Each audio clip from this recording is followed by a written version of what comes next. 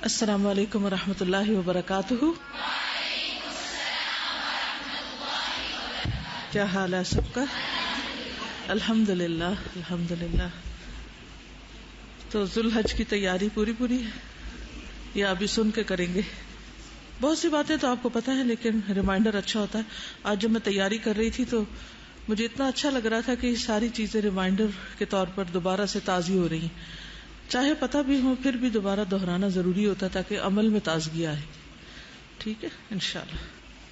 کرنے کے کام کا پمفلٹ سب کو ملا؟ چلیے شروع کرتے ہیں۔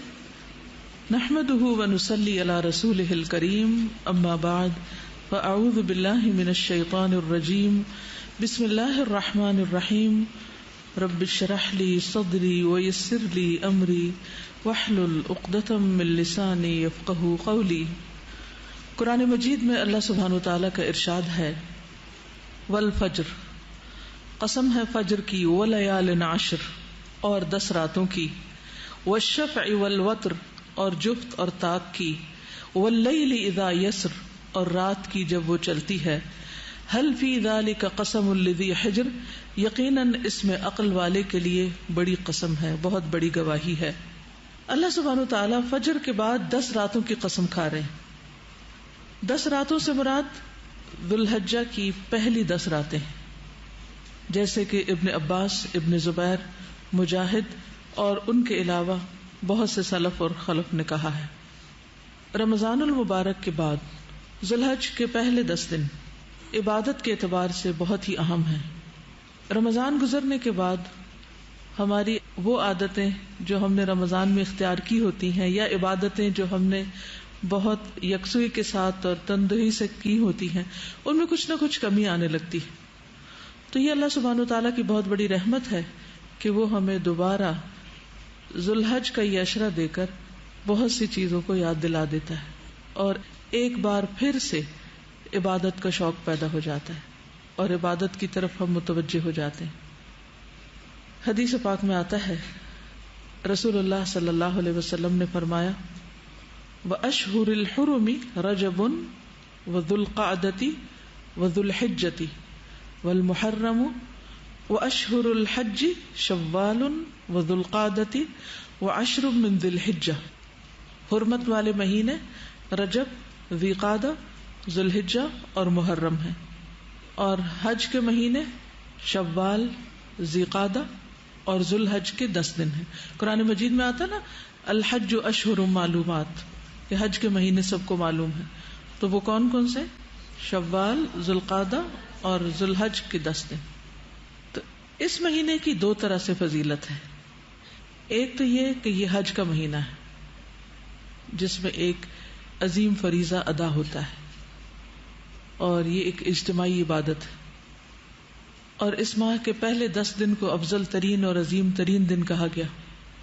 تو چونکہ اس مہینے کے یہ دن بہت ہی عظیم ہے، اس وجہ سے اس مہینے کی بہت فضیلت ہے۔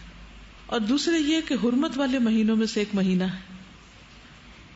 تو اس طرح 2 قسم کے کاموں کی طرف توجہ دلائی گئی ہے، ایک تو ہے کرنے کے کام اور ایک ہے نہ کرنے کے کام۔ یعنی جہاں اس مہینے میں حج ہوتا ہے اور اس کے پہلے 10 دن افضل ہے، وہاں ہمیں ان 10 دنوں میں خوب نیکیاں کرنی چاہیے، اور دوسری طرف چونکہ یہ حرمت والا مہینہ ہے تو اس لیے جن باتوں سے منع کیا گیا ہے یا جن کو حرام قرار دیا گیا ہے ان سے رک جانا چاہیے۔ واضح؟ تو ذوالحج کی فضیلت 2 طرح سے کیسے ہے؟ نمبر 1، یہ حج کا مہینہ ہے اور اس کے پہلے 10 دن بہت فضیلت والے، لہذا ہمیں کیا کرنا ہوگا؟ پھر 10 دنوں میں خوب نیکیاں کمانی ہوگی، اور دوسری طرف حرمت والا مہینہ تو حرام چیزوں کو چھوڑنا ہوگا۔ یہ 2 اہم اصول یاد رکھیے کہ کرنے کے افضل کام اور حرمتوں کو پامال کرنے سے بچنے والے کام۔ جہاں تک اس عشرہ ذوالحج کی فضیلت کا تعلق ہے تو رسول اللہ صلی اللہ علیہ وسلم نے فرمایا، دنیا کے دنوں میں افضل ترین دن 10 دن یعنی عشرہ ذوالحجہ کے دن ہے۔ دنیا کے دنوں میں افضل ترین دن یہ 10 دن ہے، یعنی سارے سال میں یہ 10 دن بہت ہی فضیلت والے، اللہ کے نزدیک سب سے عظیم دن ہے۔ بہترین دن بھی آتا ہے اور عظیم دن بھی آتا ہے، بہت عظمت والے. عظیم کا کیا مطلب؟ عظمت والے. نبی صلی اللہ علیہ وسلم نے فرمایا کوئی دن اللہ کے ہاں ان 10 دنوں سے زیادہ عظمت والا نہیں ہے، اور نہ ہی کسی دن کا عمل اللہ تعالیٰ کو ان 10 دنوں کے عمل سے زیادہ محبوب ہے. پس تم ان 10 دنوں میں کثرت سے تحلیل یعنی لا الہ الا اللہ، تکبیر، اللہ اکبر اور تحمید الحمدللہ کہو. گویا نبی صلی اللہ علیہ وسلم نے حکم دے کر ہمیں ذکر کا طریقہ بتا دیا. ٹھیک ہے، یعنی آپ صلی اللہ علیہ وسلم نے خود بتا دیا کہ کون سا ذکر کروں. تو آپ سے کیے جانے والے کوئز کا ایک سوال یہ ہو سکتا ہے کہ ان دنوں میں نبی صلی اللہ علیہ وسلم کا بتایا ہوا ذکر بتائیے، یعنی کون سا ذکر کرنا چاہیے. تو بتائیے ذرا مجھے. لا الہ الا اللہ اور اللہ اکبر اور الحمدللہ. اب یہ جو کرنے کے کام والا پیمفلٹ ہے اس میں آپ دیکھ رہے ہیں سب سے پہلے تحلیل، تکبیر اور تحمید. تحمید یعنی الحمدللہ کا اہتمام کرنا. یہ بلو کاغذ ہے آپ سب کے پاس، اس میں کہاں لکھا ہوا ہے؟ ذکر اور دعا کے ٹائٹل کے نیچے. کیونکہ ہمیں حدیث یاد نہیں رہتی، ویسے باتیں یاد نہیں رہتی، تو یہ ایک طرح سے آپ کو چیک لسٹ دے دی گئی کہ کیا کیا کرنا ہے، تاکہ جو ہی ذی الحج شروع ہو آپ اپنا کام رائٹ اوے شروع کر لیں، زیادہ سوچنے کی اور دور جانے کی ضرورت نہ ہو. ایک اور روایت ہے، ابن عباس کہتے ہیں کہ رسول اللہ صلی اللہ علیہ وسلم نے فرمایا اللہ تعالیٰ کو کوئی نیک عمل کسی دن میں، یعنی جیسے آج کل پرسوں جو گزر چکا، اس قدر پسندیدہ نہیں جتنا کہ ان دنوں میں پسندیدہ اور محبوب ہوتا ہے، یعنی عشرہ ذی الحجہ میں. یعنی جو بھی کوئی نیک عمل آپ کریں گے اس کا اجر و ثواب کئی گنا زیادہ بڑھ جائے گا. تو اس لیے اس موقع کو جانے نہیں دینا، یعنی ہاتھ سے نہ جائے. صحابہ نے کہا اے اللہ کے رسول صلی اللہ علیہ وسلم، کیا جہاد فی سبیل اللہ بھی نہیں؟ کیونکہ اسلام میں جتنے بھی اعمال ہیں ان میں سے جو جہاد کا مقام ہے وہ بہت بلند ہے.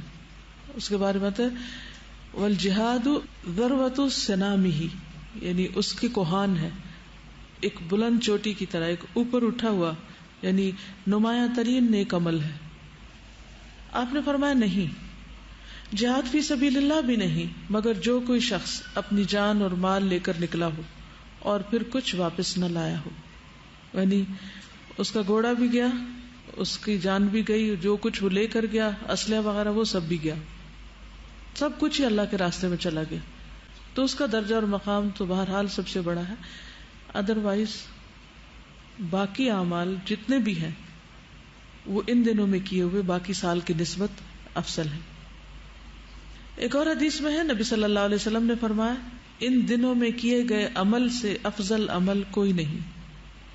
جو بھی آپ صدقہ خیرات کریں گے، ذکر اذکار کریں گے، تلاوت کریں گے، اور بھی جو اعمال کریں گے، قربانی وغیرہ کریں گے، یہ جو لسٹ آپ کو دی گئی ہے ان میں سے کوئی بھی اچھا کام آپ کریں گے بہت ہی اجر و ثواب والا ہوگا.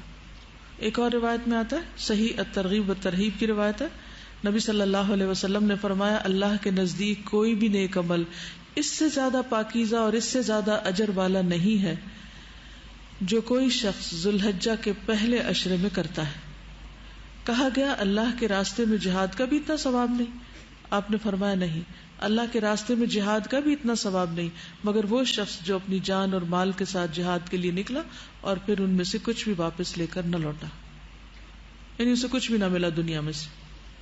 اسی طرح ایک اور روایت ہے صحیح ترغیب و ترہیب کی، تھوڑے تھوڑے لفظی فرق کے ساتھ، نبی صلی اللہ علیہ وسلم نے فرمایا اللہ تعالیٰ کے نزدیک عشرہ ذی الحجہ کے دنوں سے بہترین دن کوئی نہیں.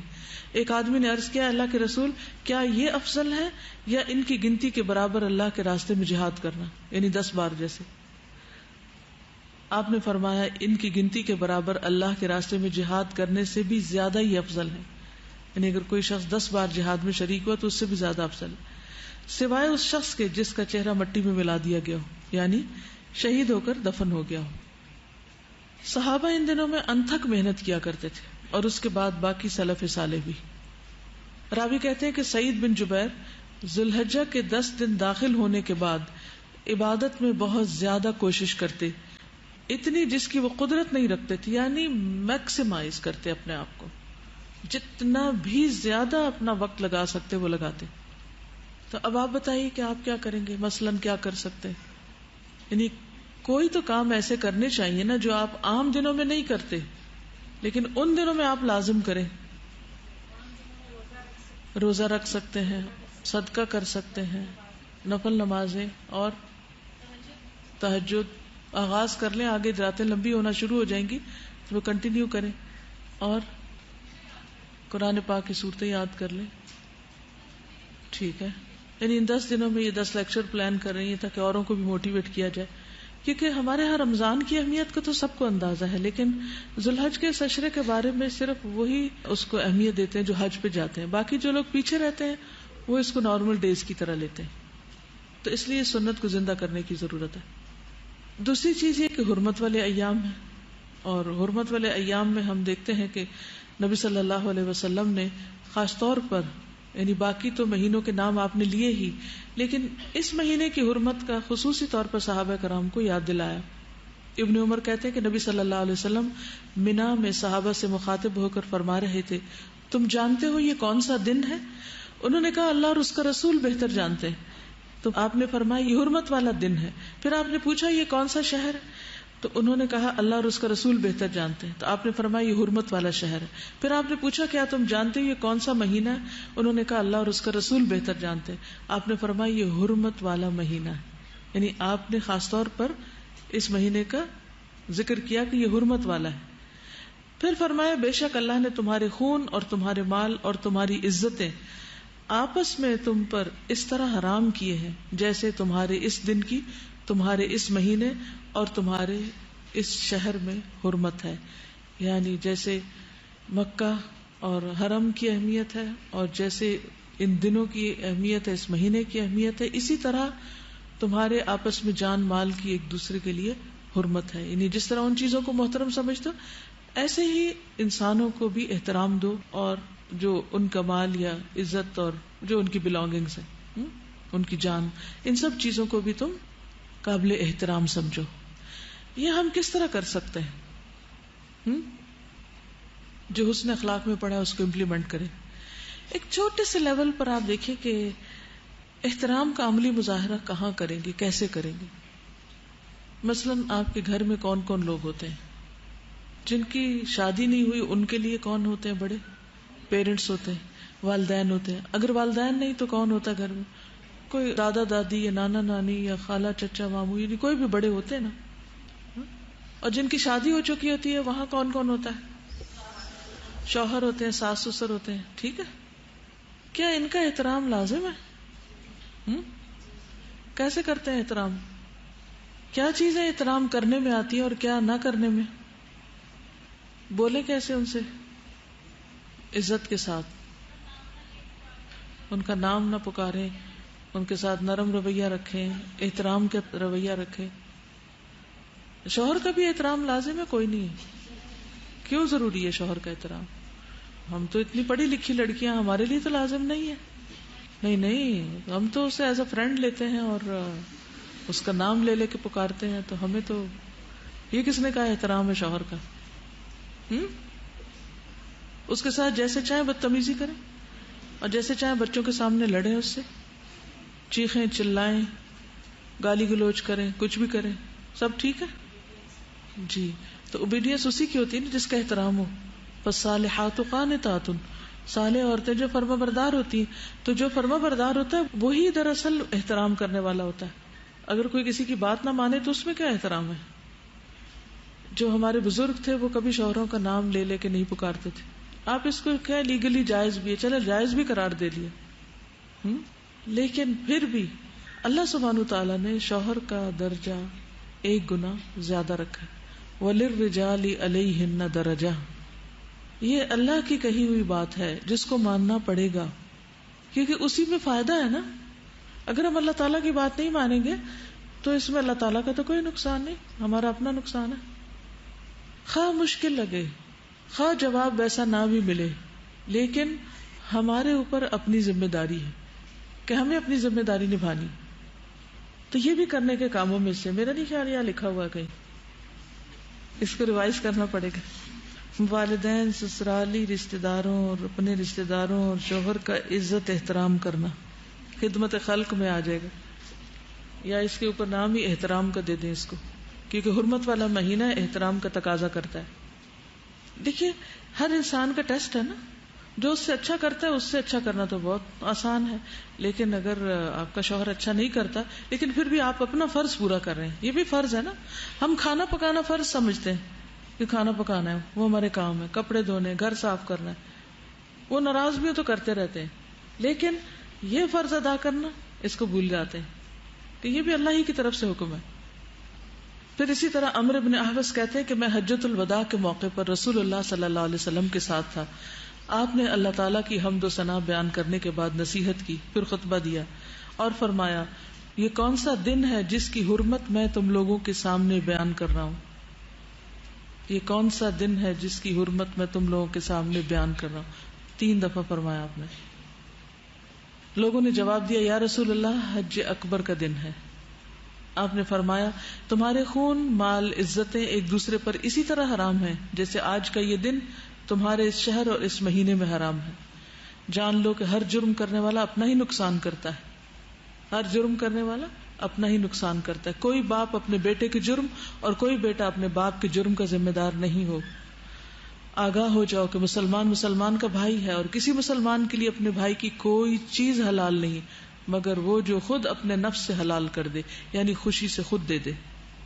اور نبی صلی اللہ علیہ وسلم کی حرمتوں کو پامال نہ کرنے کی عظیم نصیحت ایک اور جگہ پر بھی آتی ہے کہ اس میں نبی صلی اللہ علیہ وسلم نے جب پوچھا تو صحابہ خاموش رہے، اور پھر آپ نے آخر میں یہی فرمایا کہ تمہارے خون، مال اور عزتیں اسی طرح حرام ہیں جس طرح آج کے دن کی حرمت اس مہینے اور اس شہر میں ہے.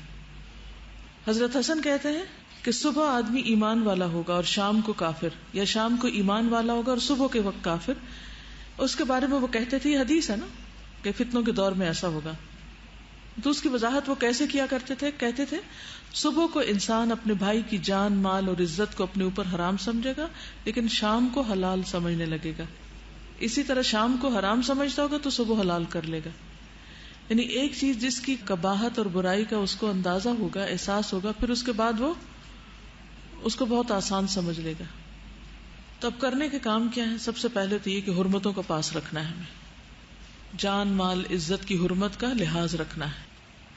یہ مومن کے اوپر لازم ہے نا، اور اس کا تعلق ایمان کے ساتھ ہے، اس کا تعلق ایمان کے ساتھ ہے. ابن عمر فرماتے ہیں کہ ایک مرتبہ رسول اللہ صلی اللہ علیہ وسلم ممبر پر چڑھے اور بلند آواز سے فرمایا، اے لوگوں کے وہ گروہ جو صرف زبانوں سے اسلام لائے ہو، صرف دعوے ہیں اور ایمان ان کے دلوں میں نہیں پہنچا، مسلمانوں کو اذیت مت دو، انہیں آر نہ دلاؤ، یعنی تانے مت دو، ان میں عیوب مت تلاش کرو، کیونکہ جو شخص اپنے کسی مسلمان بھائی کی عیب جوئی کرتا ہے اللہ تعالیٰ اس کی عیب گیری کرتا ہے، اور جس کی عیب گیری اللہ تعالیٰ کرنے لگے وہ ذلیل ہو جائے گا، اگرچہ وہ اپنے گھر کے اندر ہی کیوں نہ ہو. پھر راوی کہتے ہیں کہ ایک دن ابن عمر نے فرمایا، اور وہ بیت اللہ کی طرف دیکھ رہے تھے، کہنے لگے کہ تم کتنے عظیم ہو، تمہاری حرمت بھی کتنی عظیم ہے، لیکن مومن کی حرمت اللہ کے نزدیک تیری عزت سے بھی زیادہ ہے. ہم میں سے کون ہے جو بیت اللہ کی عزت تو کرتا ہے لیکن اس درجے کی عزت کسی مسلمان بھائی کی نہیں کرتا؟ کیا ہم اس چیز کو سمجھتے ہیں؟ خانہ کعبہ کی تصویر کو دیکھتے ہیں تو ہمارا دل محبت اور احترام اور عقیدت سے لبریز ہو جاتا ہے. ایسے ہی ہوتا ہے نا، اور ایک دم ہمارے منہ سے نکلتا سبحان اللہ. کسی مومن کو دیکھ کر کتنی دفعہ ایسے ہوا. کل جس وقت میں فقہ القلوب کی کلاس لینے کے لیے آ رہی تھی تو جو ہی میں اپنے ایریا سے نکلی تو چھٹی کا وقت تھا، لوگ گھروں کو جا رہے تھے، تو میں ایک ایک کے اوپر نظر ڈال رہی تھی اور سب پر مجھے اتنا پیار آ رہا تھا. اس کی وجہ کیا تھی؟ وجہ یہ تھی کہ میں یہ سوچ رہی تھی کہ یہ سارے یہاں پر کیوں ہیں؟ یہ صرف قرآن کی محبت میں آئے، اللہ کے دین کی محبت میں آئے، ورنہ یہ کہیں اور بیٹھے ہوتے. ان سب کی محبت اللہ نے میرے دل میں ڈالی. میرے لیے یہ سارے بہت ہی قابل قدر ہیں. صرف سوچ کی بات ہوتی ہے نا، وہی لوگ چاہے تنگ بھی کریں پھر بھی اچھے لگنے لگتے ہیں، کیونکہ وہ ایک مقصد کے لیے آئے ہیں. اگر آپ اپنی کسی بھی بہن، کسی بھی کلاس فیلو، کسی بھی شخص سے ملیں اور یہ احساس آپ کے دل میں ہو کہ اس چار دیواری کے اندر ہم اللہ کی خاطر جمع ہوئے ہیں، تو ہمارے لیے لازم ہے کہ ہم ایک دوسرے سے محبت کریں اور ایک دوسرے کا احترام کریں، ایک دوسرے کو اہمیت دیں، ایک دوسرے کی قدر کریں. اور غلطیاں تو سب سے ہوتی ہیں، مجھ سے بھی ہوتی ہیں، سب سے ہوتی ہیں. تو کیا ہم چاہیں گے کہ ہماری غلطی کی وجہ سے کوئی ہم سے محبت کرنا چھوڑ دے؟ جن سے آپ محبت کرتے ہیں ان کو بھی تو تنگ کرتے ہیں نا، آپ بھی تنگ کرتے ہیں، وہ بھی آپ کو تنگ کرتے ہیں. لیکن کیا اس کے بعد احترام اور محبت اور عزت اور ایک دوسرے کی قدر چھوڑ دینی چاہیے؟ نہیں. جو بھی شخص آیا ہے اور وہ قرآن پڑھنا چاہتا ہے یا وہ پڑھا رہا ہے یا کسی بھی طرح وہ خدمت کر رہا ہے، وہ سب محبت کے لائق ہیں، کیونکہ اس میں ہمارا کوئی ذاتی مفاد نہیں، صرف اللہ کی خاطر. ایسا کیوں ہوتا ہے کہ جہاں دنیا کی حقیر چیزیں یا ان کے فائدے انوالو ہوتے ہیں وہاں تو ہم ایک دوسرے سے محبت کرنے لگتے ہیں، کسی سے کوئی مطلب ہو، کسی سے کوئی فائدہ حاصل ہو رہا ہو. بعضوں کا دیکھا گیا کہ وہ لوگ بہت خوشامدی رویے کے ساتھ لوگوں کو آگے بڑھ کے مل رہے ہوتے ہیں، ایکسٹرا پولائٹ ہوتے ہیں، کیونکہ وہاں کچھ مطلب ہے یا فائدہ ہے. تو جو اللہ کی خاطر محبت ہوتی ہے اس میں کوئی مطلب فائدہ نہیں ہوتا، وہ صرف اس لیے ہوتی ہے کہ دوسرا شخص اللہ کے راستے میں نکلا ہے اور اس بنا پر اس کی قدر کی جائے گی. تو جب یہ احساس دل میں پیدا ہو جائے گا نا کہ دوسرا قابل قدر ہے، ہر بندہ جو اس چھت کے نیچے بیٹھا ہوا قابل قدر ہے، تو پھر کیا ہوگا؟ اس کے مسائل بھی سنے جائیں گے، اس کے دکھ کو بھی محسوس کیا جائے گا، اس کی خیر خواہی بھی کی جائے گی، اس کے بھلائی اور فائدے کے لیے بھی ہر ایک سوچے گا. سوچئے اگر 1000 لوگ ایک دوسرے کے فائدے کے لیے سوچنا شروع کر دیں تو فضا کیسی ہو جائے گی؟ صرف وہ جو فیلنگ اور احساس ہے نا وہی اس فضا کو نورانی کر دے گا. لیکن اگر دلوں میں بغض ہو اور چھوٹی چھوٹی باتوں کو مائنڈ کر کے انسان بیٹھ جائے اور نہ بھلائے اور نہ معاف کرے اور نہ دوسرے کی قدر کرے اور اللہ کی خاطر محبت کرنا ہی نہ سیکھے، تو دنیا اور آخرت دونوں کے ایک بہت بڑے فائدے سے محروم ہو جائے گا. تو ہمیں محبت اور احترام کی اسپرٹ کو ریوائیو کرنے کی ضرورت ہے، اس کو زندہ کرنے کی ضرورت ہے. اور اس کے لیے اگر ہم دوسروں میں تو دیکھتے ہیں کہ اس کے اندر کیا شر ہے، ہر شخص کو یہ تو نظر آتا ہے کہ دوسرے میں کیا کیا خرابی ہے، لیکن یہ کم لوگوں کو نظر آتا ہے کہ میرے اندر کیا خرابی ہے. اس کے لیے حرمت قائم کرنے کے لیے ہمیں کیا کرنا ہوگا؟ اس بات کا اہتمام کرنا ہوگا کہ میرے شر سے دوسرے محفوظ رہیں. اہل ایمان میں سب سے بہتر انسان کون ہوتا ہے؟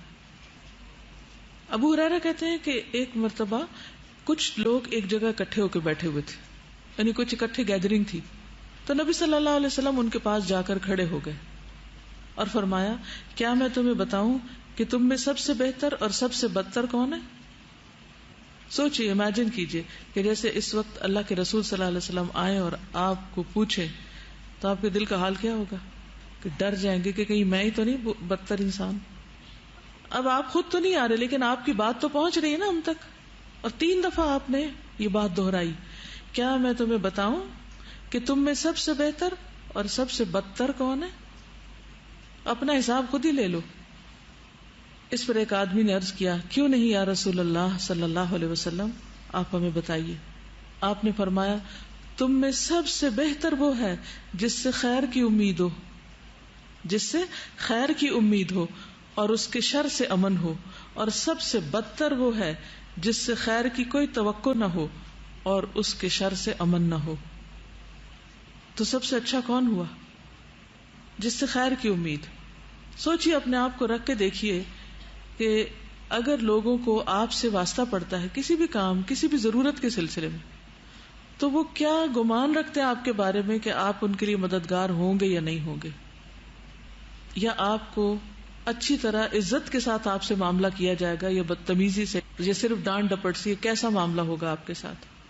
یعنی وہ کون لوگ ہیں کہ جن سے آپ ملتے ہیں تو آپ کو یہ ہوتا ہے کہ یہ ہمارا خیر خواہ آ گیا، یہ ہماری بھلائی کرے گا، یہ ہمیں کوئی فائدہ پہنچائے گا، یہ ہمیں کوئی اچھی بات بتائے گا. اور ایک وہ شخص ہے کہ جس کو دیکھتے ہی انسان دوسری طرف نکل جائے کہ یہ تو مجھے چھوڑے گا نہیں.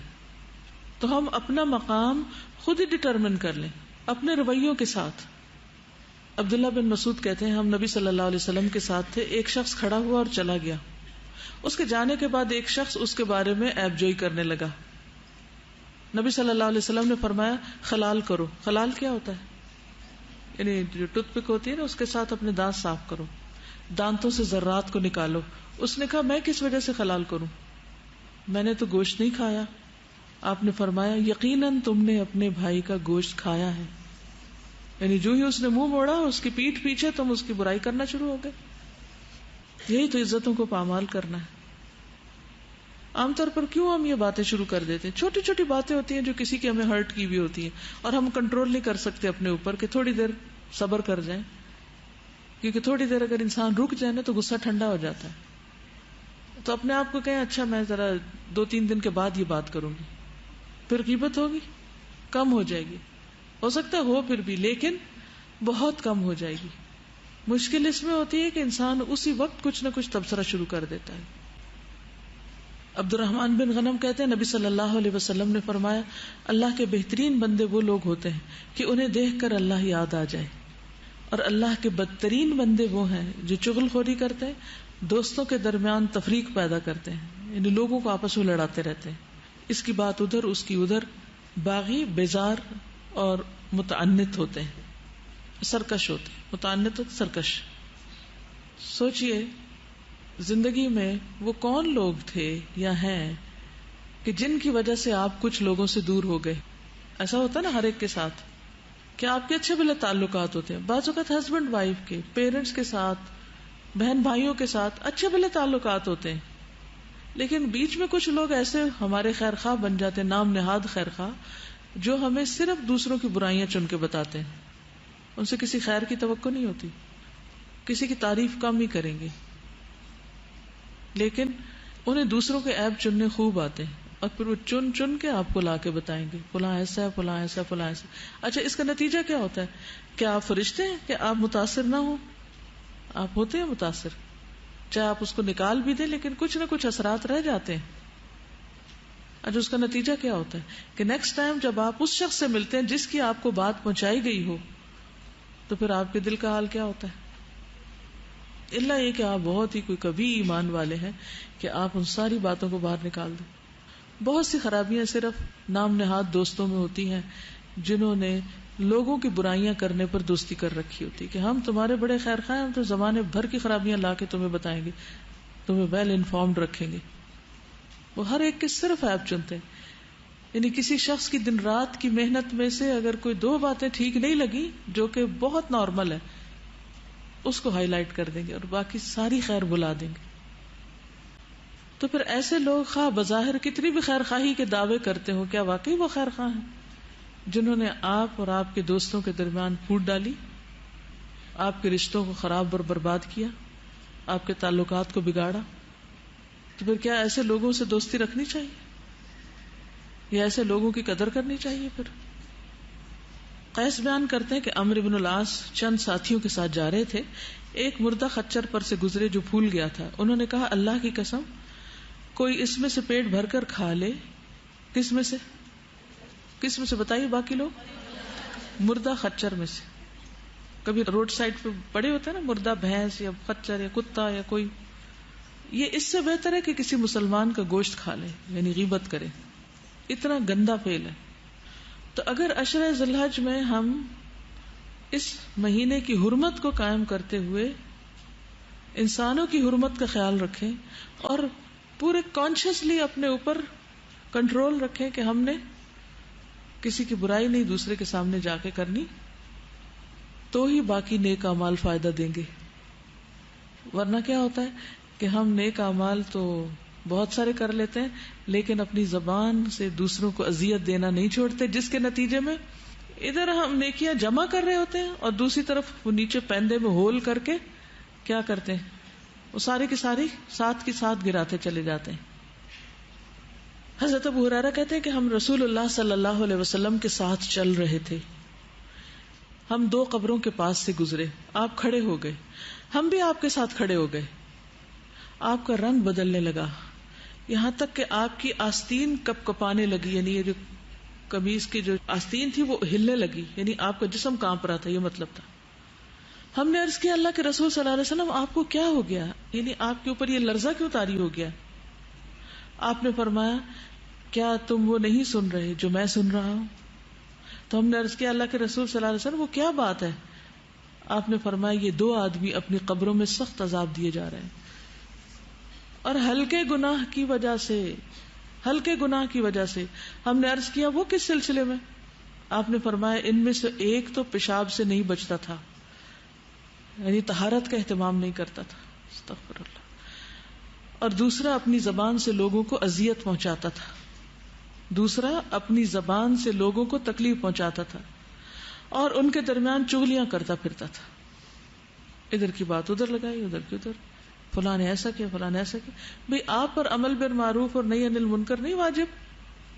آپ کیسے خیر امت بن سکتے ہیں اگر آپ خود نہیں روکتے کسی کو، اور لا کے صرف چغلیاں کرنا آپ نے کام بنا رکھا ہے؟ یعنی آپ خود کسی کو نہیں منع کر سکتے کہ یہ غلط کام ہے مت کرو؟ کیا صحابہ اسی طرح اصلاح کرتے تھے کہ ایک سیشن چغلیوں کا رکھتے تھے کہ سارے شہر کی لوگوں کی خبریں لا کے آپ کو دیں اور بیٹھ کے ایک کی شکایتیں لگائیں، دوسرے کی لگائیں، تیسرے کی لگائیں؟ کیا اس سے اصلاح ہوتی ہے یا مزید بگاڑ ہوتا ہے؟ اس سے احترام بڑھتا ہے یا بے احترامی کی فضا ہوتی ہے؟ اللہ نے ہمیں بھی عقل دی ہوئی ہے، خود بھی سولوشن سوچنا چاہیے کہ ایک شخص اگر غلط کام کیے چلے جا رہا ہے تو میں دیر اینڈ دین اس کو بتاؤں کہ یہ ٹھیک نہیں ہے۔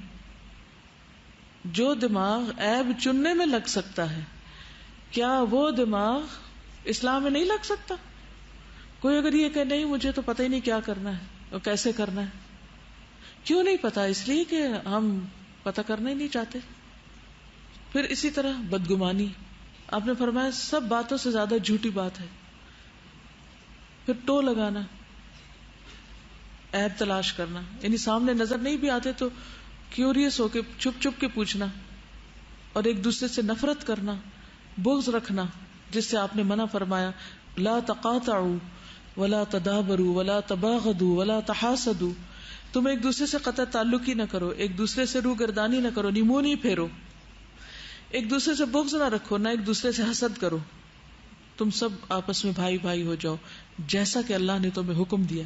یہ صحیح مسلم کی حدیث ہے۔ پھر اسی طرح ظلم نہ کرنا، پھر اسی طرح سب سے بڑا سود ربا کیا ہے کہ انسان کسی مسلمان کی عزت سے ناحق کھیلے۔ رسول اللہ صلی اللہ علیہ وسلم نے یہ بھی فرمایا کہ اگر کوئی آدمی تمہارے کسی برے فعل پر جسے وہ جانتا ہے تمہیں آر دلائے تو تم اس کے عیب کو جسے تم جانتے ہو تانا مت دینا، کیونکہ اس چیز کا وبال اسی پر ہوگا جو برا کر رہا ہے۔ پھر غصہ کی طاقت رکھنے کے باوجود غصہ کنٹرول کر لینا، یعنی طاقت رکھنے کا مطلب کیا ہے کہ آپ سے چھوٹے ہیں، آپ ان کو خوب سنا سکتے ہیں، آپ مختلف طرح سے اپنا غصہ ظاہر کر سکتے ہیں، لیکن اس کو پی جانا۔ پھر گالی گلوچ اور بد زبانی سے بچنا۔ نبی صلی اللہ علیہ وسلم نے فرمایا مومن کو گالی دینا ہلاکت میں پڑنے والی بات ہے، یعنی خود کو ہلاک کرنے والی بات ہے۔ ایک اور جگہ پر آپ نے فرمایا 2 گالی گلوچ کرنے والے 2 شیطان ہیں، ایک دوسرے کی آبرو ریزی کرتے ہیں اور جھوٹ بولتے ہیں، کیونکہ جو وہ دوسرے کو لقب دے رہے ہیں وہ اس کا اہل تو نہیں ہوتا۔ جیسے لوگ کہتے ہیں نا، مثلا حرام کہہ کے گالی دیتے ہیں، فلاں تو حرام زیادہ ہے، ایسے کہتے ہیں نا، تو یہ جھوٹ نہیں ہے؟ کتنا بڑا جھوٹ ہے۔ تو اسی لیے آپ نے فرمایا کہ ایک دوسرے کی آبرو ریزی بھی کرتے ہیں اور جھوٹ بھی بولتے ہیں، اور ایسے لفظ منہ سے نکالنے والے دراصل شیطان ہیں۔ پھر ہر قسم کی اذیت سے دور رہنا چاہیے۔ حضرت سعد کہتے ہیں میں نے نبی صلی اللہ علیہ وسلم کو یہ فرماتے ہوئے سنا کہ اگر تم میں سے کوئی شخص مسجد میں تھوک دے تو اسے چاہیے کہ اسے چھپا دے، یعنی کوئی گندی چیز نظر آئے تو اس کو مٹا دے، چھپا دے، تاکہ وہ کسی مسلمان کے جسم یا کپڑوں کو لگ کر اس کی اذیت کا سبب نہ بن جائے۔ یعنی آپ نے نہیں تھوک پھینکی لیکن آپ دیکھ رہے ہیں اور آپ کو پتا ہے کہ کسی دوسرے کو لگ جائے گی، تو کیا کرنا چاہیے؟ اس کو چھپا دینا چاہیے، صاف کر دینا چاہیے۔ پھر اسی طرح قطع رحمی سے بچنا، اور خاص طور پر اس ذی الحج کے عشرے میں آپ نے روٹھے ہوئے رشتہ داروں کو منانا ہے جا کے، اور عید کا دن تو بہت ہی اچھا موقع ہے۔ رسول اللہ صلی اللہ علیہ وسلم نے فرمایا بنی آدم کے اعمال ہر جمعرات کی رات کو پیش کیے جاتے ہیں، اور کسی قطع رحمی کرنے والے کے اعمال قبول نہیں کیے جاتے۔ جو رشتوں کو کاٹے ہوئے ہو اس کے عمل قبول ہی نہیں۔ نبی صلی اللہ علیہ وسلم نے فرمایا جس نے قطع رحمی کی یا جھوٹی قسم کھائی وہ مرنے سے پہلے اس کا وبال دیکھ لے گا. کیا کہا میں نے؟ جس نے رشتوں کو کاٹا یا جھوٹی قسم کھائی وہ مرنے سے پہلے اس کا وبال دیکھ لے گا. تو اس لیے جھوٹ بولنا یا جھوٹی قسم کھانا کوئی معمولی چیز نہیں ہے. پھر اسی طرح اگر رشتہ دار ظالم بھی ہوں تو بھی ان سے صلہ رحمی کرنی چاہیے، ان کی مدد کرنی چاہیے. نبی صلی اللہ علیہ وسلم نے فرمایا ظالم رشتہ دار پر مہربانی کرو. ٹھیک ہے، مسند احمد کی روایت ہے کہ تم کیا کرو؟ ظالم رشتہ دار پر مہربانی کرو. یعنی اگر اس نے ظلم کیا ہے تو جب موقع آئے تو تم اس کے ساتھ اچھا کر لو. پھر اسی طرح خادموں پر زیادتی سے بچنا. اگر کوئی اپنے غلام کو ظلماً پیٹے گا تو قیامت کے دن اس وجہ سے اس کو بیڑیاں پہنائی جائیں گی. پھر اپنے شر سے پڑوسیوں کو بچانا، اپنے کولیگز کو، اپنے ساتھیوں کو. آپ نے 3 دفعہ قسم کھا کے فرمائی کہ وہ ایمان والا ہی نہیں جس کے شر سے اس کے پڑوسی محفوظ نہ ہوں. تو اس کے لیے اگر ہم سے کوئی ایسی چیز ہو جائے تو پھر کیا کرنا چاہیے؟ جانے انجانے میں اگر کوئی ایسا ظلم ہو جائے تو پھر کیا کرنا چاہیے؟ معافی مانگ لینی چاہیے اور دعا مانگنی چاہیے. دعا کیا ہے؟ وہ سوری کارڈ کے اوپر لکھی ہوئی ہے نا. نبی صلی اللہ علیہ وسلم ایک اور دعا بھی مانگتے تھے، اللہم انما محمد بشر. اے اللہ محمد ایک بشر ہے صلی اللہ علیہ وسلم. کما یغضب البشر، جیسے انسان غضبناک ہوتے ہیں ان کو بھی غصہ آ جاتا ہے. وانی قد اتخذت عندک عہدا لن تخلفنیہ، اور میں تجھ سے عہد کرتا ہوں اور تو ہرگز وعدے کا خلاف نہیں کرتا. فایما مؤمن آذیتہ او سببتہ او جلدتہ فاجعلها له کفارۃ وقربۃ تقربہ بها الیک یوم القیامہ. پس جس مومن کو میں تکلیف دوں یا اس کو برا کہوں یا اسے سزا دوں تو اس سزا کو اس کے لیے رحمت اور پاکیزگی اور قرب کا ذریعہ بنا دے کہ وہ اس وجہ سے قیامت کے دن تیرے قریب ہو جائے. یہ دعا ہے. ٹھیک ہے، اس کو اگر آپ اپنی ڈائری پر لکھ لیں، یعنی جو دعائیں آپ اکثر مانگتے ہیں نا تو وہاں یہ لکھ کے رکھ لیں یا کوئی اسٹیکر بنا کے اپنے سامنے لگا لیں کہ اللہ میں انسان ہوں، مجھے غصہ آ جاتا ہے. اور پھر جب غصہ آ جاتا ہے تو انسان بھول جاتا ہے کہ اس نے کیا کہنا ہے کیا نہیں. نبی صلی اللہ علیہ وسلم سے تو خیر یہ بات بعید تھی، لیکن پھر بھی آپ اس قدر محتاط تھے. تو جو متقی انسان ہوتا ہے، تقوی والا، وہ ایسا ضرور اہتمام کرتا ہے. تو کون کون لکھ لے گا؟ جی آپ سب. چلیے، اگر کوئی اس مجلس میں نہیں ہے مثلاً اور وہ آپ کے ساتھ بہت غصہ کرتا ہے تو آپ کیا کریں گے اس کے لیے؟ نہیں، اس کے لیے تو کریں گے لیکن آپ اس کو یہ دعا لکھ کر دے دیں گے کہ یہ آپ لگا لیجئے تاکہ آپ جو دوسروں سے زیادتی کرتے رہتے ہیں تو اپنا کفارہ بھی ساتھ ہی کریں. کیونکہ اس میں اعتراف ہے، اور جب انسان اعتراف کرتا ہے تو پھر کیا ہوتا ہے؟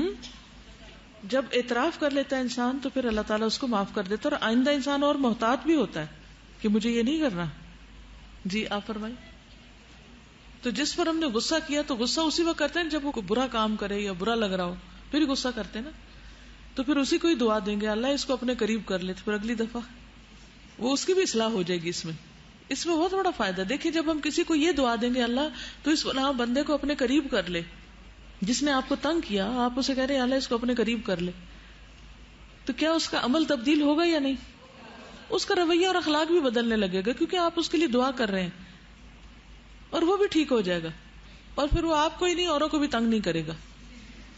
اور ایک بندہ 10 کو تنگ کرتا ہے، 10 اس کے لیے دعا کرے تو پھر کیا ہوگا؟ وہ ٹھیک ہو کے ہی رہے گا انشاءاللہ.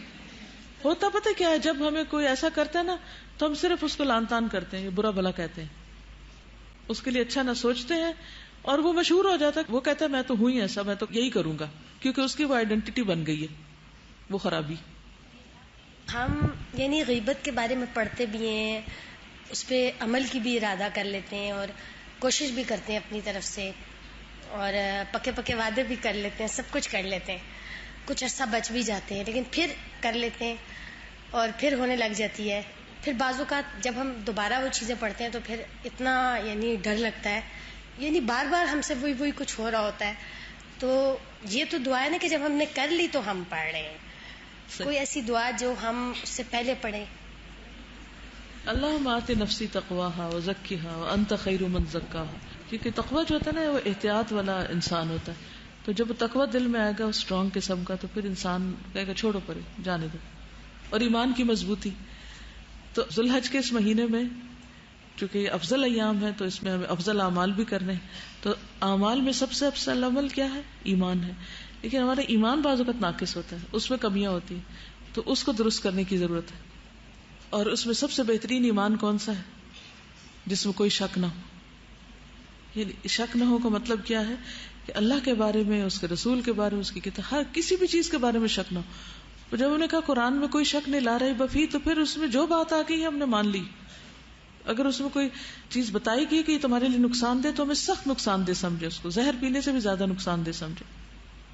تو انشاءاللہ جب یہ یقین، ایمان دراصل کیا یقین کی قوت ہے جو انسان کو پھر اللہ کے ڈر سے دوسرے برے کاموں سے روکتی. پھر آپ دیکھیے کہ یہ اس وقت انسان بچ سکتا ہے ایسی چیزوں جب اس کے اندر عفو درگزر کا مادہ ہو. تو ایک حدیث میں صبر کرنا اور عفو درگزر کرنا افضل ایمان بتایا گیا. افضل الایمان الصبر والسماحہ، کہ یہ ایمان کا حصہ ہے. پھر اسی طرح حسن اخلاق کو ایمان بتایا گیا. آپ سے پوچھا گیا اللہ کے رسول صلی اللہ علیہ وسلم کون سا ایمان افضل ہے؟ آپ نے فرمایا حسن اخلاق. وہ ایمان کا پوچھا، آپ اسے حسن اخلاق بتا رہے ہیں. پھر 70 سے اوپر کچھ شعبے ہیں اور سب سے افضل شعبہ لا الہ الا اللہ کرنا ہے. تو ان دنوں میں آپ خوب لا الہ الا اللہ پڑھیں گے. پھر اسی طرح تقدیر پر راضی ہونا، اللہ کے فیصلوں کو الزام نہ دینا کہ میرے لیے ایسا کیوں کر دیا. پھر کون سا اسلام افضل ہے؟ جو یکسو ہو اور آسان ہو. افضل الاسلام الحنیفیۃ السمحۃ. کون سی نماز افضل ہے؟ اول وقتی. تو ان دنوں میں ہم نے کیا کرنا ہے انشاءاللہ؟ پھر اول وقت پہ نماز کی عادت دوبارہ سے اپنی ٹھیک کرنی. پھر اس کے بعد کون سا عمل؟ والدین کے ساتھ نیکی کرنا.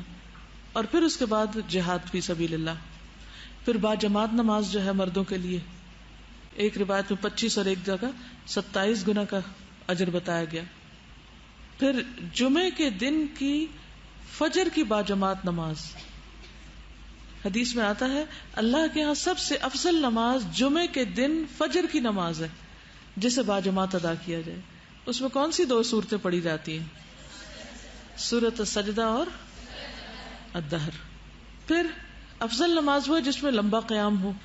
اب جمعے کے دن کی افضل نماز وہی ہوگی نا، اسی کی ہوگی جو پہلی رکعت میں السجدہ پڑھے اور دوسری میں الدہر پڑھ لے، تو لمبی ہو جائے گی، قیام لمبا ہوگا.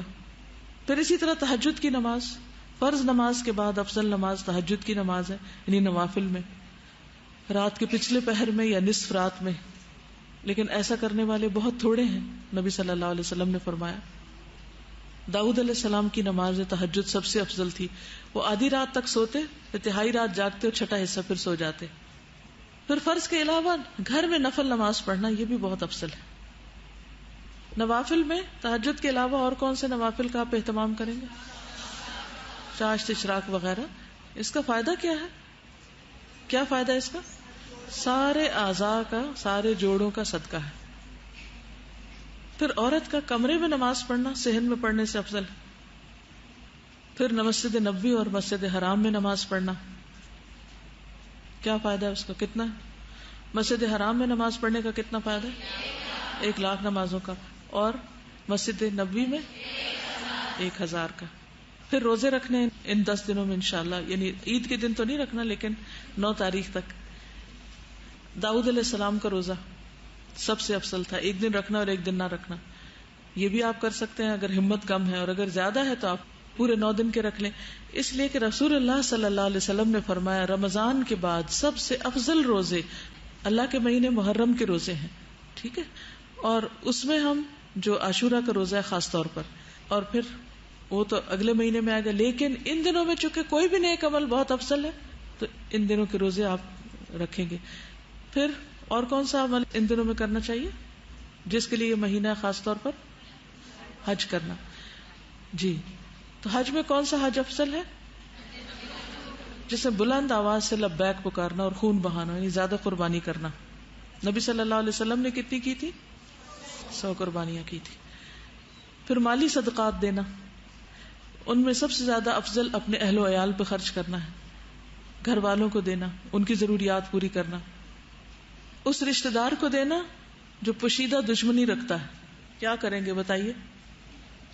کسی رشتہ دار کا نام سوچ لیا آپ نے تو اس کو سوچ لیں اور اس کو کوئی تحفہ بھیجنا آپ نے، ٹھیک ہے؟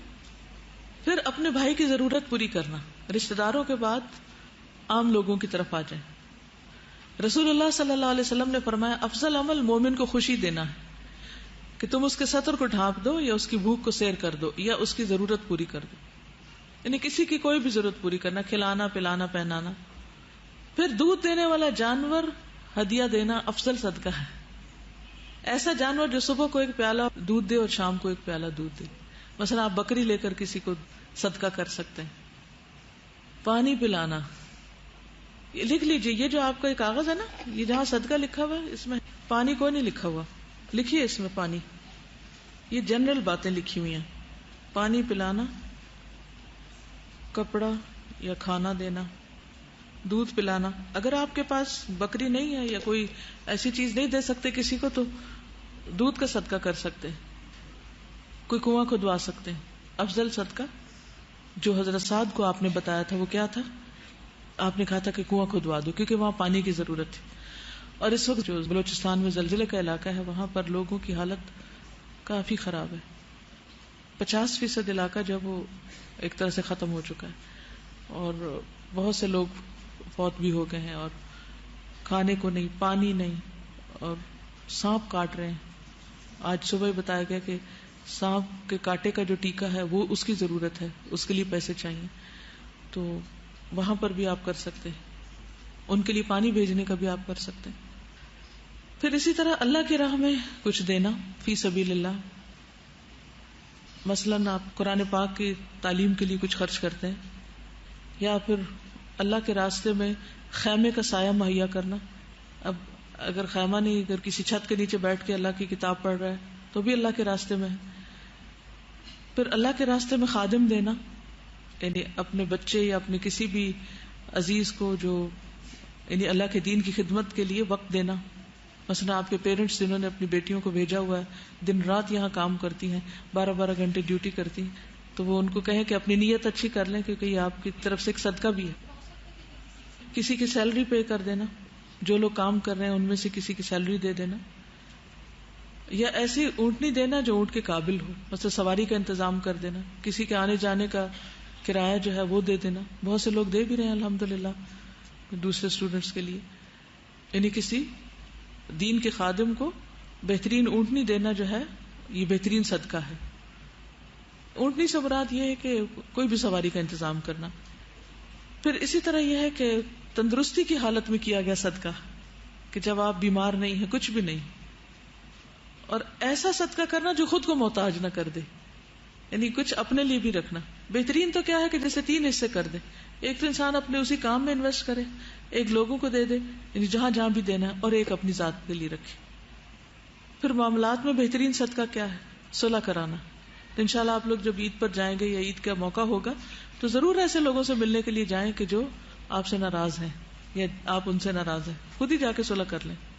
ابو ہریرہ کہتے ہیں نبی صلی اللہ علیہ وسلم نے فرمایا آدم کے بیٹے نے کوئی ایسا عمل نہیں کیا جو نماز باہمی صلح کروانے اور حسن اخلاق سے بہتر ہو، یعنی بہترین عمل ہے۔ پھر اپنے بھائی کو خوش کر دینا، اس کا بھی ہنر آنا چاہیے نا، اس کا بھی طریقہ آپ کو پتا ہونا چاہیے کہ آپ کس طرح دوسرے کو خوش کر سکتے ہیں۔ کیا خیال ہے آپ کا؟ کیسے خوش کر سکتے ہیں؟ مثلا کسی کو راستہ دے دینا، کوئی جلدی میں ہے، کوئی گاڑی پیچھے سے آ رہی ہے تو آپ اس کو کہتے ہیں اچھا تم آگے نکل جاؤ، یا کوئی بزرگ لائن میں کھڑا ہے آپ اس سے آگے تو آپ اس کو آگے کر دیتے ہیں، تو اس سے کتنی خوشی ہوگی اس کے دل کو۔ تو چھوٹے چھوٹے نیکی کے کام ہر جگہ ہوتے ہیں جہاں آپ کو دوسروں کو خوش کر سکتے ہیں۔ پھر اگر خوش نہیں کر سکتے تو پریشانی دور کر دیں، پریشانی دور ہوگی تو بھی خوش ہو جائے گا۔ نبی صلی اللہ علیہ وسلم نے فرمایا مومن کو خوش کرنا، اس کا قرض ادا کرنا، اس کی ضرورت پوری کرنا، اس کی کسی مصیبت کو دور کرنا افضل اعمال میں سے۔ پھر اسی طرح افضل جہاد کون سا ہے؟ اللہ عز و جل کی خاطر تمہارا اپنے نفس اور خواہش سے جہاد کرنا، اپنے نفس اور خواہش سے۔ نفس کی خواہشات بعض اوقات انسان کو بہت ذلیل کر دیتی ہیں، بندوں کی نگاہ میں بھی اور اللہ کی نگاہ میں بھی۔ مثلاً حرام تعلقات جو ہیں ان کو ختم کر دینا، حرام دوستیوں کو ختم کرنا، یا کوئی بھی ایسی خواہش آپ کے دل میں ہے جس کی وجہ سے آپ اللہ کی عبادت میں لطف نہیں پا رہے، تو ان چیزوں کو اپنی زندگی سے نکال دینا. پھر اللہ کے کون سے بندے افضل ہیں؟ جو سب سے زیادہ اللہ کی تعریف کرتے ہیں، حمادون یعنی اللہ کا ذکر کثرت سے کرنے والے، بہت زیادہ الحمدللہ کہنے والے یعنی شکر گزار بندے.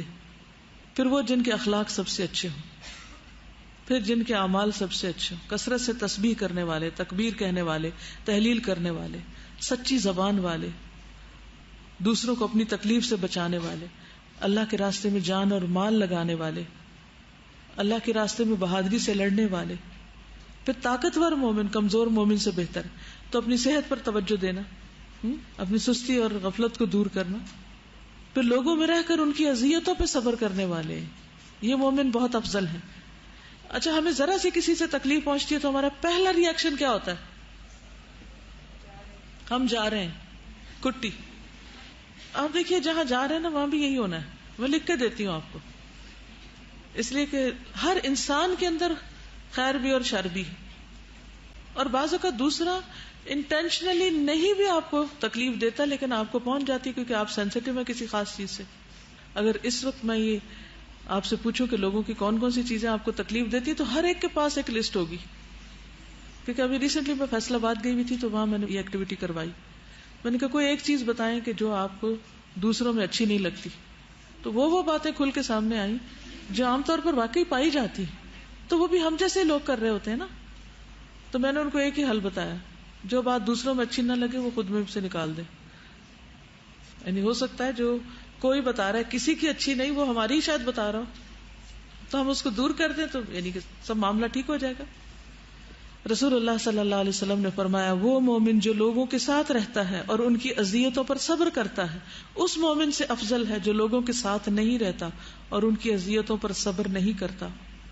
پھر اسی طرح وہ شخص جو دنیا سے بے پرواہ ہو، اس کے اندر لالچ نہ ہو، یعنی بے نیاز ہو اور لوگ اس کو معمولی انسان سمجھتے ہو.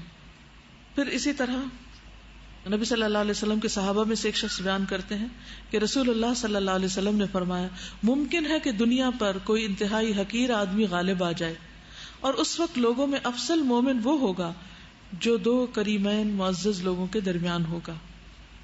یعنی اپنا عمل اور اپنا رویہ حقیر اور گھٹیا لوگوں کی طرح نہیں کرے گا، بلکہ اپنی کمپنی اور اپنی مجلس اچھی رکھے گا. کیونکہ عام طور پر جو ٹرینڈ ہو جاتا ہے نا جس قسم کا، تو پھر سب لوگ اس کو فیشن بنا لیتے چاہے وہ گھٹیا حرکت ہو. مثلاً کون سی گھٹیا حرکت فیشن بنی ہوئی ہے جس کو بے سوچے سمجھے پڑھے لکھے ان پڑھ دیندار بے دین سب اختیار کیے بیٹھے؟ کوئی بتائے گا؟ ہاں، دوسروں کے بارے میں تو ڈسکس کرتے ہیں ہم جو بھی کرتے ہیں، لیکن خود اپنے بارے میں کچھ چیزوں کا خیال نہیں رکھتے. میں آپ سب سے یہ ریکویسٹ کروں گی کہ آپ شیشے کے سامنے کھڑے ہو کر اپنے اپنے لباس دیکھیے، اپنے چاک دیکھیے اور اپنی لیگز کو دیکھیے جو رکوع کرتے وقت پوری کی پوری ننگی ہو جاتی. اچھے بھلے پڑھے سمجھدار لوگ، ان کو بالکل احساس نہیں کہ لون کی شلواروں میں جسم جھلکتا نماز ہوتی نہیں. ان کو احساس ہی نہیں کہ جو پجامے پہنے ہوئے اور جس طرح چاک اوپر تک آئے ہوئے جو ہی رکوع کرتے ہیں وہ قمیض نیچے لٹک جاتی ہے اور پوری کی پوری ٹائٹ ہپس. یہ جسم کا حصہ دکھانا جو یہ حرام میں آتا ہے. بے دریغ ہم حرام اپنے جسم کا دکھاتے رہتے ہیں. تو اب چھٹیاں ہونے والی ہیں، اس میں اپنے لباس درست کر لیجئے. یعنی کتنی گھٹیا سی حرکت ہے نا کہ اپنے جسم کے چھپے ہوئے حصے لوگوں کو دکھانا. یہ گھٹیا نہیں ہے؟ کیا خیال ہے؟ معزز حرکت ہے. اپنے جسم کے قابل شرم حصوں کو، پوشیدہ حصوں کو دوسروں کے سامنے، جو نہیں بھی دیکھنا چاہتے ان کے سامنے بھی. یہ غض بصر میں سے آتا ہے نا، جب بھی نظر پڑتی ادھر دیکھو تو ادھر نظر پڑ جاتی، ادھر دیکھو ادھر نظر پڑ جاتی. یعنی دل میں کراہت بھی آ رہی ہوتی لیکن کدھر دیکھے انسان جب سب نے یہی پہننا شروع کر دیا. ٹخنے تک ننگے اور بازار میں پھر رہے ہیں ہم. اگر ویسے ننگے نہیں تو جو ہی پجامہ پہن کے آپ بیٹھیں گے کرسی پر تو کیا ہوگا؟ پنڈلیاں ننگی ہوگی یا نہیں ہوگی؟ لازمی ہوگی. لیکن کس کو احساس ہے کہ نماز نہیں ہوئی تو کیا ہو؟ شیشے کے سامنے نماز جیسے پڑھتے ہیں اس طرح پڑھ کے خود کو دیکھیے. نہیں نماز کی حالت میں تو نہیں دیکھ سکتے لیکن اسی طرح رکوع کر کے دیکھیے، سائڈ سے دیکھیے کیا نظر آ رہا ہے. شاید آپ کوئی اور نہ بتا سکے. اور کیا اس حال میں نماز ہو رہی ہے؟ کیا اس حال میں بھائی کے سامنے جاتی ہوں، اس حال میں باپ کے سامنے جاتی ہوں، اس حال میں نان محرم کے سامنے جاتی ہوں؟ کیا ہو گیا میری عقل کو؟ کیسے اللہ کو منہ دکھاؤں گی؟ اب ریسنٹلی کی ایک مجلس میں کسی نے بتایا ان کو یہ اور یہ اور یہ پریشانی ہے، بہت بڑی پریشانی بھی تھی. ساتھ ہی کہنے لگی میں نے آج تک کوئی گناہ نہیں کیا. ہے حق کا بکر ہے کہ میں نے کہا کون یہ دعویٰ کر سکتا ہے میں نے آج تک کوئی گناہ نہیں کیا؟ تو اس سے کیا پتہ چلتا ہے؟ اتنی بھی سمجھ نہیں ہے کہ ہم اپنے گناہوں کو دیکھ سکیں. تو جب ہر وقت ہمارے دل میں یہ خیال ہو کہ میں تو گناہ گار ہی نہیں ہوں، اور یہ نعوذ باللہ اللہ تعالیٰ ظلم کر رہا ہے کہ ہمیں آزمائش میں اس نے ڈال دیا ہے، تو پھر توبہ کیسے کریں گے، رجوع کیسے کریں گے؟ وظیفے کے طور پر تو شاید آیت کریمہ پڑھیں لیکن سمجھ کے نہیں پڑھیں گے. پھر ذکر کی کثرت، تو افضل ذکر لا الہ الا اللہ، پھر سبحان اللہ و بحمدہ، پھر سبحان اللہ والحمد للہ ولا الہ الا اللہ واللہ اکبر. پھر 100 مرتبہ یہ کلمہ پڑھنا لا الہ الا اللہ وحدہ لا شریک لہ لہ الملک و لہ الحمد وہو علی کل شیء قدیر. جس نے یہ پڑھا صبح کے وقت 10 غلام آزاد کرنے کے برابر ثواب ملتا ہے. اس 100 نیکیاں لکھی جاتی ہیں، 100 برائیاں مٹائی جاتی ہیں، اور اس دن کے لیے شیطان سے حفاظت کا ذریعہ بن جاتا ہے. یہاں تک انسان شام کرتا ہے اور کوئی آدمی اس سے افضل عمل نہیں کرتا سوائے اس کے کہ جس نے اس کلمے کو اس سے زیادہ بار پڑھا ہو. پھر اسی طرح سبحان اللہ عدد ما خلق، سبحان اللہ ملء ما خلق، سبحان اللہ عدد ما فی الارض والسماء، سبحان اللہ ملء ما فی السماء والارض، سبحان اللہ ملء ما خلق، سبحان اللہ عدد ما احصى کتابہ، سبحان اللہ ملء کل شیء. اگر یہ لکھ کر لوگوں کو دے دیا جائے تو بہت ہی بہترین کلمہ ہے. نبی صلی اللہ علیہ وسلم نے اس کے بارے میں فرمایا کہ یہ کلمہ پڑھنا جو ہے شب و روز کے مسلسل ذکر سے افضل ہے، تو کم از کم ایک بار ہی دن میں پڑھ لیں. پھر الحمدللہ کہنا افضل شکر ہے. پھر سورۃ الفاتحہ کا پڑھنا، آیت الکرسی عظیم آیت ہے. پھر تعوذ پڑھنا، قل اعوذ برب الفلق اور قل اعوذ برب الناس افضل ترین تعوذ ہیں. پھر عشرہ ذی الحج میں سے 10 ذی الحج 10ویں کا دن ایک بہترین دن ہے. نبی صلی اللہ علیہ وسلم نے فرمایا دنیا کے دنوں میں بہترین دن 10 دن عشرہ ذی الحج ہیں. اس مہینے کا 10واں دن جو ہے جس میں قربانیاں ہوتی وہ دن بھی بہت افضل ہے. اور اس دن کا سب سے افضل عمل کیا ہے؟ خون بہانا، قربانی کرنا. تو اللہ تعالیٰ سے دعا ہے کہ وہ ہمیں عمل کی توفیق عطا فرمائے. جہاں تک قربانی کا تعلق ہے تو یہ ایک CD ہے عید الاضحیٰ کیسے منائیں، اس میں قربانی سے متعلق اور دیگر بھی لیکچرز ہیں. پھر افضل ایام میں افضل اعمال، جیسے آج کا لیکچر دیا اس میں کچھ چیزیں میں نئی اضافہ کی ہیں، باقی پچھلی ہیں. یہ لیکچر بھی موجود ہے. بہت سے لوگوں کو پتہ ہی نہیں ہے، آپ ان کو اگر گوشت بھیجیں یا عید کے گفٹ دیں تو اس میں آپ یہ سیریز دے سکتے ہیں. پھر عید کا کارڈ بھی ہے، تکبیرات کا یہ چھوٹا کارڈ بھی ہے، اپنے گھر میں لگا لیں تاکہ یاد رہے. پھر انگلش میں بھی عشرہ ذی الحج کے کرنے کے کام جس میں قربانی اور باقی چیزیں بھی آتی ہیں. اردو میں بھی یہ پمفلٹ ہے، اس میں بھی کئی اور چیزیں موجود ہیں جن کو وقت کی کمی کی وجہ سے میں نے ایڈ نہیں کیا. اس پہ قربانی کے بارے میں بھی لکھا ہوا مزید. پھر یہ جو ابھی آپ کے ہاتھ میں جو بروشر ہے اس کو اس طرح چھپایا گیا ہے کہ آپ اس کو پڑھنے کے بعد اپنی دیوار پر گھر میں کہیں نہ کہیں پیسٹ کر دیں تاکہ سارے کاموں کی چیک لسٹ آپ کے سامنے ہو، اور جو اور آپ نے اضافہ کیا وہ بھی آپ ڈال لیں. اور کثرت سے دوسروں کو بھی تقسیم کریں. ہو سکتا ہے پچھلے سال کے کسی کے پاس ہو، پتہ نہیں کاغذوں کی کن تہوں میں چلا گیا ہو، تو زیادہ سے زیادہ لوگوں کو یہ تقسیم کریں تاکہ انہیں بھی کام کرنے یاد آ جائیں. پھر اسی طرح یہ کیسٹ بھی ہے ذو الحجہ اور قربانی سے متعلق بہت ساری چیزیں اس میں. پھر یہ جو حدیثیں آج آپ کو پڑھ کے سنائی گئی ان میں سے بہت سی احادیث اس کے یہ پوسٹرز بینرز وغیرہ موجود ہیں. ان کو بھی آپ اپنے گھر میں ڈیکوریشن کے لیے لگا سکتے ہیں. جیسے گھر میں مہمان آ رہے ہوتے ہیں تو اگر سامنے لگے ہوئے ہوں تو ہر ایک اس کو پڑھے گا. مسجدوں میں لگوا سکتے ہیں، اسکولوں میں تو خیر چھٹیاں ہو جائیں گی، اگر ابھی لگ جائیں تو بہت سے بچوں کو ابھی سے نظر آ جائے گا دیکھنے کو.